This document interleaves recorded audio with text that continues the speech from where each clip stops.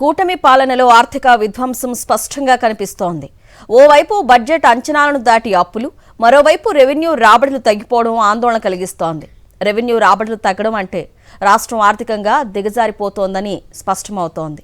ఇదే పరిస్థితి కొనసాగితే రాష్ట్ర ఆర్థిక భవిష్యత్తు సంక్షోభంలోకి వెళ్లే ప్రమాదం ఉందని ఆర్థిక నిపుణులు హెచ్చరిస్తున్నారు. చంద్రబాబు ప్రభుత్వం ఓవైపు నెల నెల అప్పులు చేయడంలో భారీ వృద్ధి నమోదు చేస్తూ మరోవైపు రెవెన్యూ రాబడుల్లో నెల నెల అధమ స్థాయికి దిగజారిపోతుంది. అప్పులు చేయడంపై చూపిస్తున్న శ్రద్ధ రెవెన్యూ రాబడులను పెంచడం ద్వారా సంపద సృష్టిపై చూపించడం లేదు.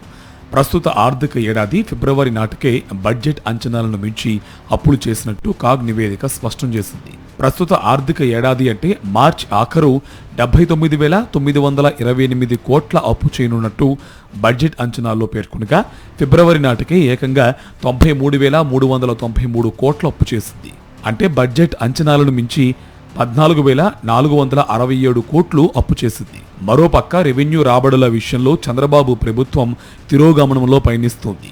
2023-24 ఆర్థిక ఏడాదిలో ఫిబ్రవరి నాటికి వచ్చిన రెవెన్యూ రాబడులు కూడా ఈ ఆర్థిక ఏడాది ఫిబ్రవరి నాటికి రాకపోవడం చంద్రబాబు ప్రభుత్వ వైఫల్యానికి నిదర్శనంగా నిలుస్తుంది.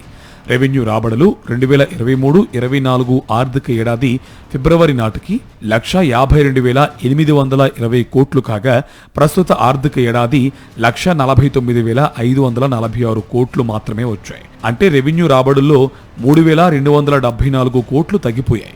సాధారణంగా ఏటా ఎంతో కొంత మేర రెవెన్యూ రాబడులు పెరుగుతాయి. కానీ చంద్రబాబు ప్రభుత్వంలో అందుకు విరుద్ధంగా జరుగుతుంది. చంద్రబాబు అధికారంలోకి వచ్చిన నాటి నుంచి ప్రతి నెల అమ్మకం పన్ను రాబడితో పాటు పన్నేతర ఆదాయం, ఇతర పన్నులు, డ్యూటీలు రాబడితో పాటు కేంద్ర గ్రాంట్లు తిరోగమనమే తప్ప పురోగమనం లేదు. అమ్మకం పన్ను రాబడి 2023-24 ఆర్థిక ఏడాది ఫిబ్రవరి నాటికి 16,860 కోట్లు ఉంటే 2025-26 ఆర్థిక ఏడాది ఫిబ్రవరి నాటికి 16,304 కోట్లు మాత్రమే. అంటే 556 కోట్లు తగ్గిపోయింది. ఇతర పన్నులు, డ్యూటీల రూపంలో 2023-24 ఆర్థిక ఏడాది ఫిబ్రవరి నాటికి 6,549 కోట్లు వస్తే 2025-26 అదే సమయానికి 4,955 కోట్లే వచ్చాయి. అంటే 1,594 కోట్లు రాబడి తగ్గిపోయింది.